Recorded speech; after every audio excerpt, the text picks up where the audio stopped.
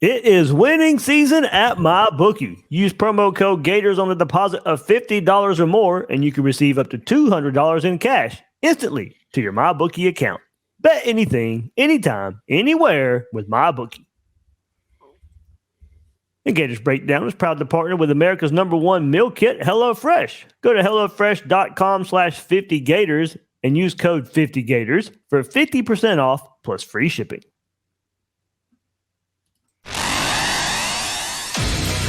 Gators Breakdown, because there's never a dull moment in Gator Nation. And the Gators Breakdown podcast is ready to go. I am your host, David Waters. You can find me on social media at GatorDave_SEC. Hey, here we are. Florida, Georgia week. I'm joined by my good buddy, Palmer Thombs from Dawgs HQ on the On3 network.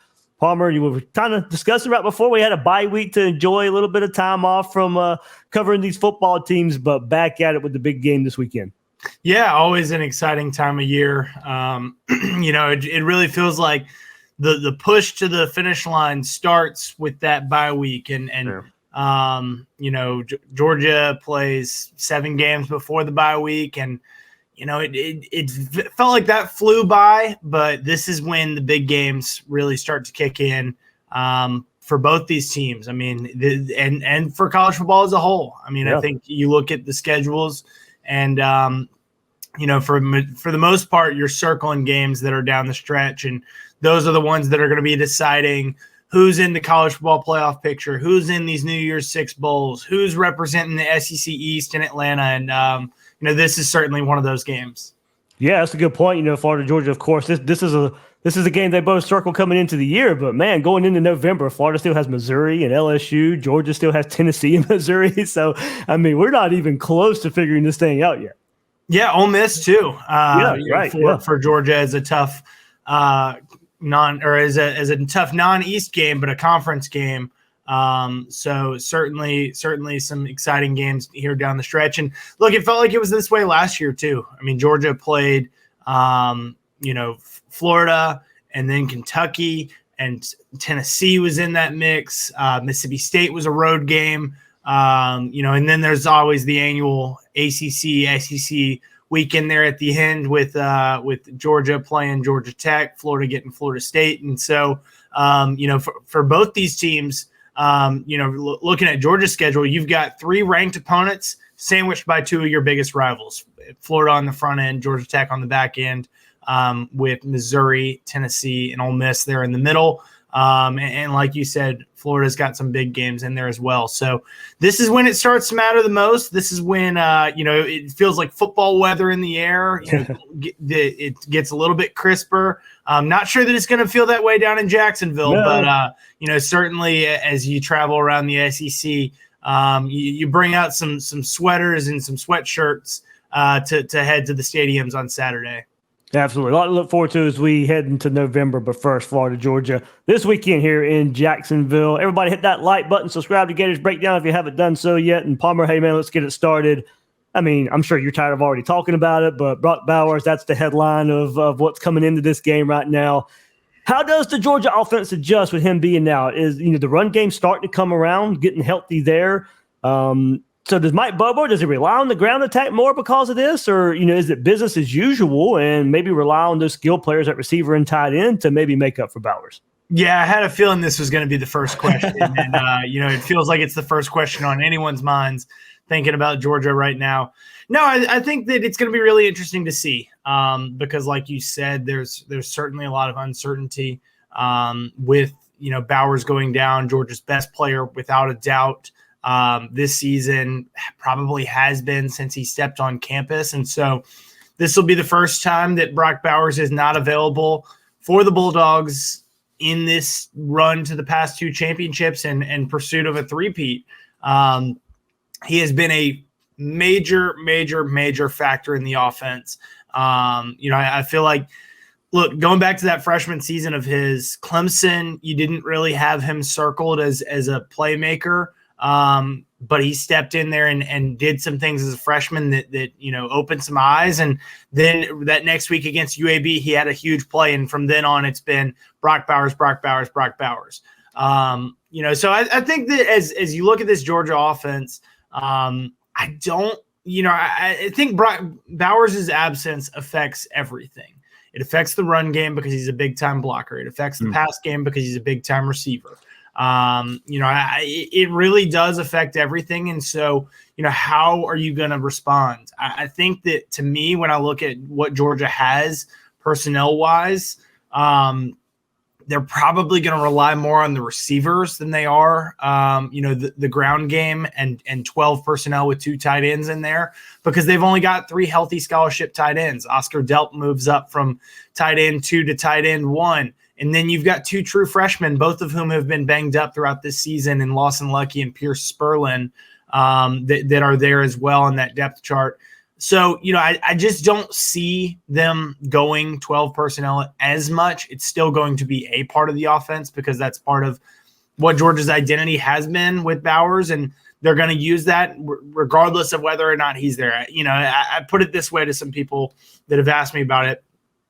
You would expect Georgia, looking at Georgia and its future, and what life, there is life after Brock Bowers, and it probably starts. It starts a little bit sooner right now. You're getting a taste of it, but the full-time Georgia life after Brock Bowers is probably coming next season, and you would expect Georgia to win these games without Brock Bowers next season. So you look at them this year, I think that there's a little bit of a shock factor to it, and you didn't expect that you wouldn't have him for these games. You expected that he was going to be out there and, maybe making a push for an invite to New York and a Heisman Trophy spot. Instead, you're trying to find answers without him. So, like I said, I think that those guys at the tight end spot, they're talented. They will continue to use them. Those guys will be blockers for the run game, but the run game hasn't been Georgia's strength, regardless of whether he's in there or not. And so I think that you came into this season knowing, hey, Georgia doesn't have that dude at running back. And they do have a lot of dudes at receiver. There's a lot of mouths to feed in that receiver room. And so, with taking Brock Bowers out, you look at those receivers, the traditional receivers, more so than you do, trying to replace Brock Bowers in that tight end spot or with the run game. So Ladd McConkey, Dominic Lovett, Ra Thomas, Marcus Rosemy, Jack Saint, Arian Smith. I mean, the list seems to go on and on and on. You've got 5 guys right there, all of whom could be major contributors to Georgia's attempt to answer how they respond without Brock Bowers. Yeah, and going to that point, McConkey had to prove himself last year as the go-to guy at receiver, and the other 2 transfers you mentioned, they were their number 1 guys before they transferred to Georgia this year. So, there are guys who have that experience of being the guy at receiver. So probably looking more, at that starting this weekend versus Florida. Yeah, no, absolutely. And look, I think some of this also falls on Carson Beck. Obviously he has had Brock Bowers there as the check down of sorts, the go-to guy, the safety blanket. You feel good when Brock Bowers, you feel a lot better when Brock Bowers is out there, because all you got to do is get the ball in 19's hands and he's probably going to do something special with it. You can kind of sit back and watch. And we discussed this last week over at Dawgs HQ, in the things that have to happen without Brock Bowers and the players you have to count on a little bit more. And Beck is one of those guys. Georgia has had some open shots, not to Brock Bowers, that haven't been hit. You got to be a little bit sharper on those if you're Carson Beck, because, the margin for error without Brock Bowers in the lineup is probably a little smaller. You can't afford to miss on those, those opportunities that you've got. You mentioned Mike Bobo, and he's done a good job of getting guys open. You've got to be able to capitalize on those. And that falls on the receivers actually hauling the ball in, not dropping it. Georgia's had a couple of drops on those deep shots, but it also falls on Carson Beck to put the ball where it needs to be. So I think overall, if there's an overall theme to Brock Bowers' absence, it's what Kirby Smart said. They're not trying to find Superman. They're not trying to find one guy to replace Brock Bowers. It's going to take an overall team effort. Quarterback, running back, receivers, tight ends, offensive line. Throw in the defense too. They're going to have to pick up some slack. Defense, special teams. It is an overall team effort to replace a player that has been as special as Brock Bowers. Absolutely. Look, you brought him up, quarterback Carson Beck, Mike Bobo there as well, Stetson Bennett out, Todd Monken out. So there's a lot of changes in this Georgia passing game. How is it the same? How is it different if Gator fans haven't seen much of Georgia this year? Yeah, I would say it is pretty similar. It took some time for these two to get on the same page. You know, early on, there were some Georgia fans that were calling to see the backup. You know, they obviously there's a history with Mike Bobo, and so you know the leash was going to be shorter with him from the fans and their frustration. But you know, with Beck, you know, you felt, especially coming out of the spring, you felt like, hey, this guy's going to step in there and he's going to, you know, pick up and just keep rolling. And that was probably a little bit unrealistic of an expectation. You know, I think a lot of people just thought, oh, plug and play. He's a fourth-year guy. He's been in the system. Let's roll. And to an extent, there has been some of that. There have been moments where it's like, oh, great. You know, he looks like, you know, a seasoned veteran that's not in his first year starting. But then there's been moments where it has looked like he's a first-year starter in the SEC with a new offensive coordinator. Again, same system, same play calls, same, you know, a lot of strategy on how they want to get the ball in the hands of the certain playmakers. But the execution of it takes a little bit of time to figure out, you know, from Mike Bobo calling plays for Carson Beck. Takes time to figure out, you know, hey, this is what he likes. This is what he's best at. It takes time for Carson Beck to figure out, okay, this is the way that Coach Bobo wants it run. There was always going to be an adjustment for Georgia. You know, you lose one of those guys, it's going to be an adjustment. Whether, you know, it was Carson Beck or you know, at quarterback and Todd Monken in there at OC, or Stetson Bennett at quarterback and Mike Bobo in there at OC or whatnot. When you change those two positions, you know, when you change one of those two positions, there's an adjustment period. When you change both of them at the same time, there's a little bit even more of an adjustment period. And so, look, it's not just Beck that had to adjust to Bobo as the OC. It's everyone on that offense. And so it definitely took some time, but I think that they have post South Carolina game, second half of that South Carolina game was really when I felt like this team flip the switch.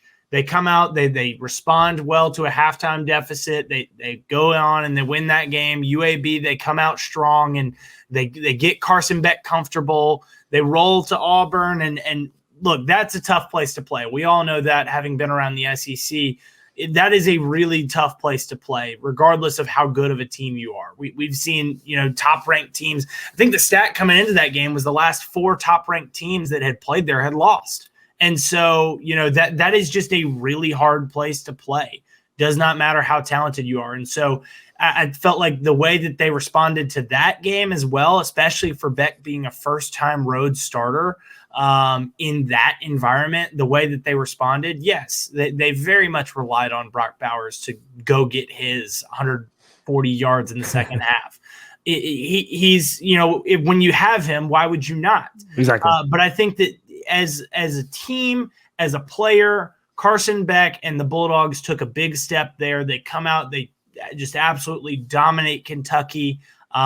Little bit of a slower showing against Vanderbilt. And look, that to me is the epitome of what a first-year quarterback experience is going to be. You're going to have the highs, you're going to have the lows. And ultimately, you need to flatline it a little bit and find a happy medium of sorts. And I think that when Carson Beck has been, you know, at his best, he's been great. When he's been at his worst, he's been pretty good. And so that happy medium is a product that Georgia fans, Kirby Smart, Mike Bobo, everybody involved in this would certainly take. Hey, when your money's on the line, choose a trusted sports book that gives you the tools to win, like MyBookie. MyBookie, hey, look, it doesn't matter if your team is up or down. You can easily cash out or bet the game live to come out on the winning side. Use MyBookie for daily odds boost, same game parlays, and take advantage of huge prize pool contests. Plus, MyBookie has a no strings attached cash bonus that lets you deposit and withdraw quick. Just use promo code Gators on your first deposit and receive up to $200 in cash. That's promo code Gators to claim your own cash bonus now. And try the MyBookie money bag to grab a potential Super Bowl frontrunner at long shot odds. Plus 38,000 on the Eagles and Chiefs. You won't find odds like that anywhere else. So bet anything, anytime, anywhere, only with MyBookie. And look, a crazy schedule can make it easy to fall back into your dinner time recipe rut. Keep mealtime exciting with over 40 recipes to choose from every week with HelloFresh. And look, there's always something delicious to discover with HelloFresh, America's #1 meal kit. HelloFresh makes whipping up a home-cooked dinner actually doable with quick and easy options, including their 15-minute meals. That's less time than it takes to get delivery. And with everything pre-portioned and delivered right to your door every week, it's really a no-brainer. I just received my latest meals, and I can't wait to try new recipes, plus my favorite beef flauta supreme. Me and my wife both enjoy it, and the time it saves not going to the store and not having to think of what meal to cook. So go to HelloFresh.com/50Gators. Use code 50Gators for 50% off plus free shipping. One more time, that's HelloFresh.com/50Gators and use code 50Gators for 50% off plus free shipping to try HelloFresh, America's #1 meal kit. Palmer, we go up front along the offensive line, fighting musical chairs there along the offensive line, much like Florida has been kind of just rotating bodies there up front along the offensive line. Marius Mims went down with an ankle injury versus South Carolina, looks to be back any time. You could probably give us an update there, but also dealing with other injuries as well. Xavier Truss went down last game versus Vanderbilt. Tate Ratledge is injured as well. What's up front look like for the Bulldogs heading into Jacksonville? Yeah, they have been, like you said, it has been musical chairs on the offensive line. When Marius Mims went down at right tackle, they moved a left guard in Xavier Truss over to right tackle, which meant you plugged in Dylan Fairchild at guard. They have also rotated Micah Morris in there at guard. And Tate Ratledge, being the starting right guard, has dealt with some, bumps and bruises. And I think that we are going to see, it's going to be really interesting to see what Georgia offensive line is the starting unit, because like you said, Mims, looks like he could be coming back soon. He had a high ankle sprain and did the tightrope ankle procedure against South Carolina mid-September. We're in late October now, so he is, out of that window. He's been practicing, but look, he's 6'7", 6'8", massive dude. That's a lot of weight that's being put on that ankle. I guess it helps that you're playing offensive line where you can, tape and spat and, do everything that you can to brace that ankle. And you don't really have to be all that mobile and flexible with it. Whereas opposed to like a wide receiver or running back or tight end in the case of Brock Bowers, where defensive back, where you've got to be a little bit more mobile. My gut says that we do see Marius Mims play this weekend. Is he in the starting five? That I'm not sure of. I'm really not sure about Xavier Truss at all, because that's a more recent injury, and that was a low ankle sprain. It wasn't a high ankle one that required procedure. But they had a really good outing out of true freshman Monroe Freeling, who was a 5-star and on three's #1 offensive lineman in this past class. So I think that the good news in all this for Georgia is that they have developed depth along that offensive line, because you've had so many guys come in and play. You've had the starting five of your first starting five. Ernest Green, Xavier Truss, Cedric Van Pran, Tate Ratledge, Marius Mims. You've had those five play. But you've also rotated in Austin Blaskey, who competed for a starting spot there at left tackle with Ernest Green. Like I said, Micah Morris and Dylan Fairchild have rotated in. Monroe Freeling has rotated in. Jared Wilson has rotated in. That's Chad Lindbergh is a guy that they bring in as an extra offensive lineman. That's 10, 11 offensive linemen that are getting in the game pretty frequently.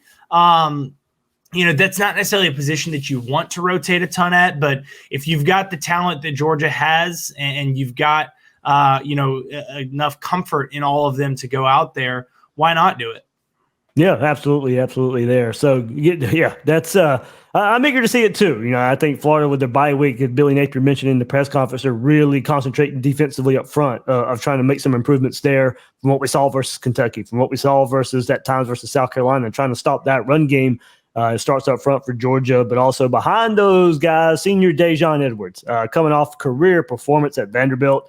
20 carries, 146 yards, about 7 yards a carry there. Got the experience, Kendall Milton as well. It does seem like this ground game is starting to find its legs a little bit compared to earlier in the season. Yeah, I mean, early in the season they were down Dejon Edwards. He missed the first 2 games due to injury. He came back against South Carolina. Kendall Milton was banged up in the preseason, dealing with a hamstring injury, and pushed through and played in those first 2 games, knowing that Edwards wasn't going to be available, but was not 100%. He has been battling those same injuries. Had another hamstring injury. MCL sprain. He has been a beat up player throughout his career, but this year is really that in a nutshell. So Roderick Robinson is a true freshman who had been playing some snaps because they had lost Branson Robinson for the season. Not related guys, but those two easily confused, both banged up, and so. They have used Dylan Bell, who's a receiver at running back. When I mentioned those 5 receivers that Georgia had, Dylan Bell is another one of those guys that can contribute at that position, but he's been contributing at running back, and they use him out of the backfield. And, like you said, Edwards and Milton, those 2 guys, both seniors, both veterans that understand how it's supposed to look. They have set a good example. And so I think that you're right. This group is clicking on, better now than they were early in the season. And it's because they've had guys available for extended periods of time, a couple weeks, just being able to put those days together and consistently go out there and practice and play. And that has helped them, not only as running backs, but as offensive linemen, knowing how to block for those players. And, as an offensive coordinator, Mike Bobo knows how to call plays for those guys. It's not the strength of their offense, but it's certainly something that when push comes to shove, they feel that they can rely on it if necessary. Palmer Thombs, Dawgs HQ and the On3 Network, joining us right here on Gators Breakdown as we go to the other side of the ball. And Palmer, I think we're probably grasping at straws here if you look at this from the Florida perspective. If there is a weakness to Georgia's defense, where is that at? Is there a place Georgia would like to be better than can maybe compared to the last couple of years on defense? Or if there's maybe somewhere Florida can take advantage, where could that possibly be if there is one? Yeah, it's in the front 7, and it's really, really hard to be what they have been because they had 4 first-round picks on the defensive line over the last 2 years. They had 3 linebackers that got drafted, inside linebackers, 2 outside linebackers that got drafted. So right there, you've got 9 players from a front 7 that have turned over the last 2 years. That is really crazy numbers. And so they've got guys that are experienced. So much of that turnover was, 7 of those guys that turned over were after that first season. If my 6 of those guys that turned over was after that 2021 season, the generationally good defense. And so, they had guys that stepped in and came back and made plays and learned how to be players within this system. The standard that Georgia holds on the defensive side of the football, Smile Munden and Jamon Dumas-Johnson, inside linebacker, learned how to uphold that. Guys like Zion Logue and Nazir Stackhouse and Warren Brinson that weren't the focal points with Jalen Carter and Jordan Davis and Trayvon Walker and Devontae Wyatt. They became those focal points. And Michael Williams stepped in last year as a true freshman, 5-star. And, he's been big for them, going into a second season now. They have talent up front. It is just not as experienced, and it may not be first-round talent across the board like it has been.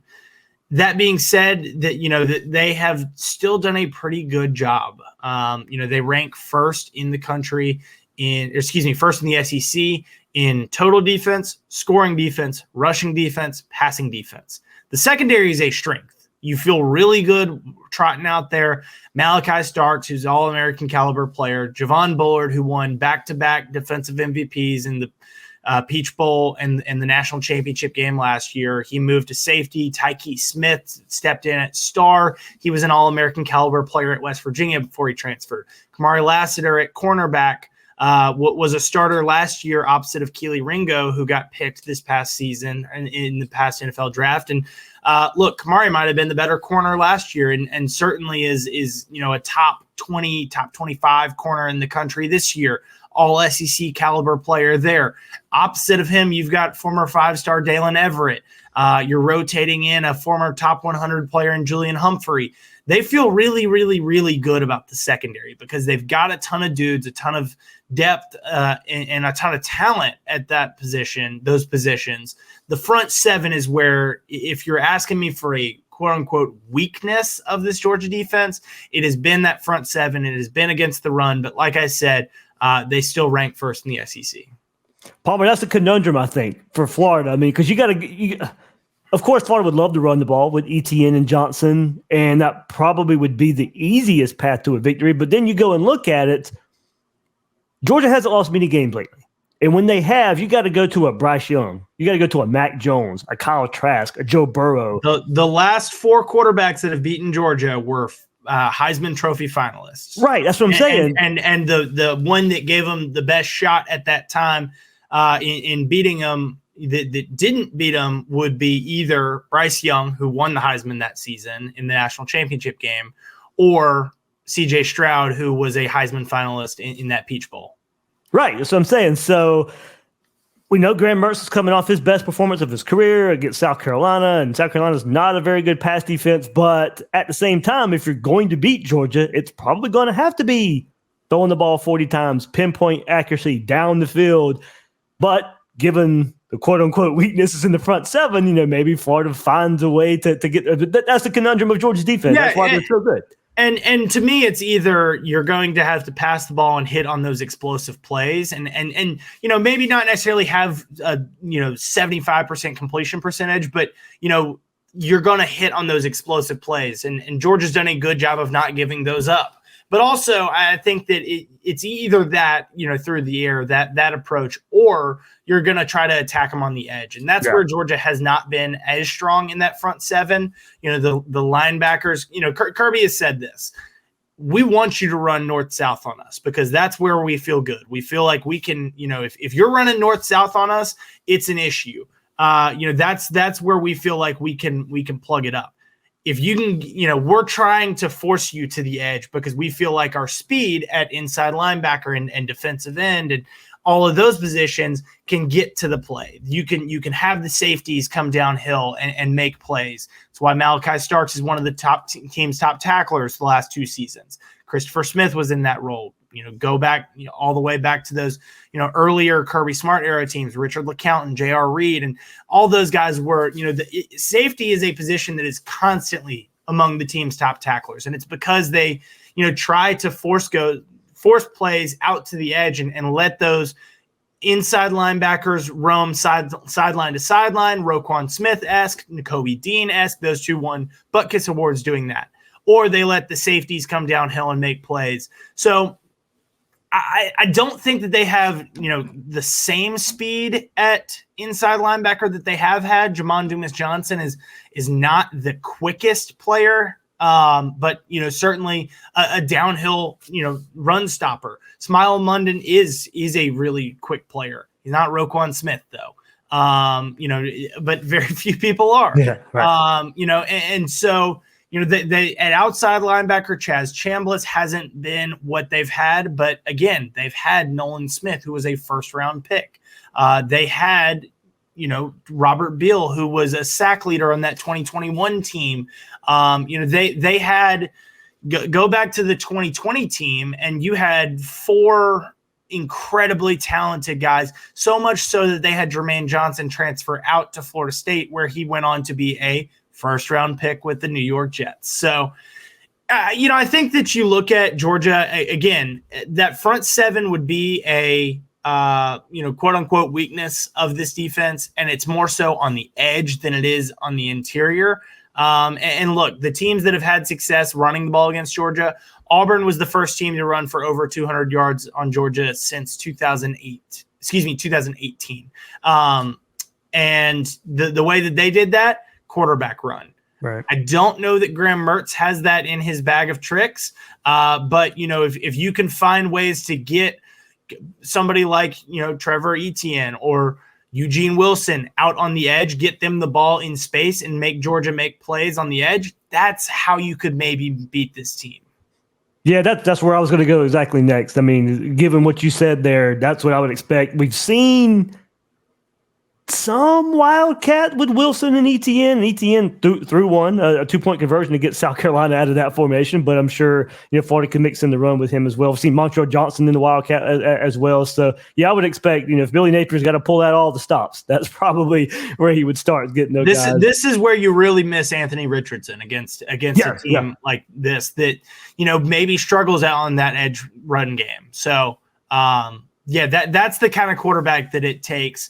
It takes a great passer or an elite runner to beat Georgia. And if you can find a combo of the two, I mean, Bryce Young made plays with his legs last time that Georgia lost a game in that 2021 SEC championship game. Bryce Young made plays with his legs that we hadn't seen. CJ Stroud made plays with his legs last year in the Peach Bowl that we hadn't seen. And so Georgia is susceptible to a little bit of a quarterback run because, like I said, Kirby and this defensive staff of Glenn Schumann, Will Muschamp, all these guys, they want you to try to – they feel very confident that they can – you keep it between the tackles, we can stop you there. You get outside the tackles, we're going to have to rely on our athletes to go make plays. Good stuff, Palmer. Looking forward to this game here in Jacksonville this week. Everybody, you can check out Dawgs HQ on 3 Network. You guys got coverage there all week long from the Georgia perspective right there. Palmer Thombs, Dawgs HQ on 3. Hey, Palmer, thank you so much, man. Absolutely. All right, everybody, that'll do it for this episode of Gators Breakdown. You can find me on social media at GatorDave_SEC. Guys and girls out there, thank you for joining us on this episode of Gators Breakdown.